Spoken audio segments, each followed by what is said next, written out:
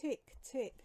The room is silent, just the ticking of an old clock to keep him company. Can he really hear the clock? Of that he is not too sure. It could just be the drugs. Pregabalin, diazepam and sertraline are his company. The drugs help, but the side effects are awful. They do keep him somewhat sane, and for that he's grateful. He's waiting for the door. He's always waiting for the door. Coffee, drugs and the door. The story of his lonely existence. Tock, tock.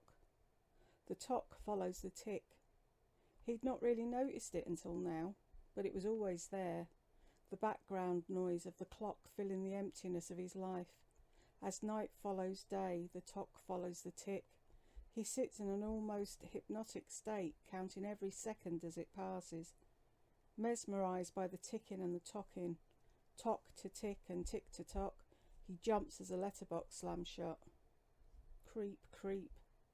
He can hear it, creeping, slowly moving forward, the scratching of a second hand along the thin skin of the eardrum, a fingernail being sliced across the grey matter of his mind.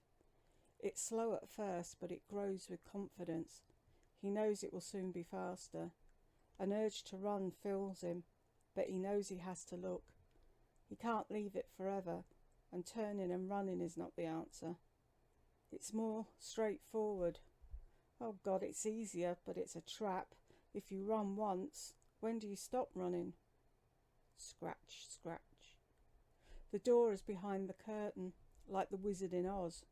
He knows he only has to pull back the curtain to see the truth. He knows it's there, but all he can hear is the scratching. He closes his eyes and takes a deep breath. He's almost ready. Once more with the breathing exercises. Another breath, holding it for a moment and then out. He reaches for the curtain and pulls it open in one quick moment. Hello, hello. A giant spider grips both sides of the door frame. 8 feet of legs and eyes that look at him with an amused grin. He can feel his heart racing. He wouldn't have believed it could have quickened, and yet it did. Tick-tock, tick-tick, tock-tock. Tick-tock, tick-tock, tick-tock, tick-tock. Bile is rising as the spider moves closer, splurging from the bottom of his stomach to the back of his mouth. The spider's palps are right in front of his face. It touches him, and one lingers along his cheek.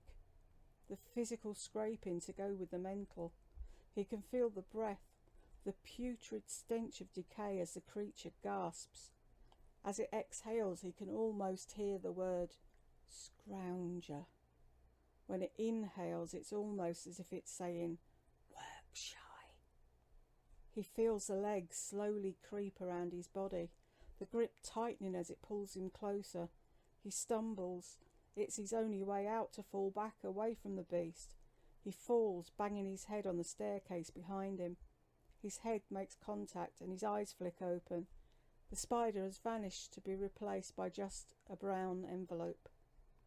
Rip, rip. The spider was terrible. This is worse. He knows what it is before he can even pick it up. The spider is psychological torture, but it's short, it's over quickly. The letter's worse. Fueled by decades of work-shy scroungers, it's torture, the final cerebral weapon, something designed to chip away at you a little at a time. It's not over in a short space of time. It drags on and on. When you think it's over, the next one drops on the doorstep. A prolonged weapon to be used against the sick and disabled. He leans forward and grasps the letter in his hands. His heart is pounding so hard now. His hands shake violently at the thought of the contents. He rips the top open and peeks inside. He looks, and it's what he expected. Suddenly he feels sharp pain. Bang, nothing. A sudden tightness in his chest is followed by a cold sweat, heartburn that feels so close to erupting from his throat.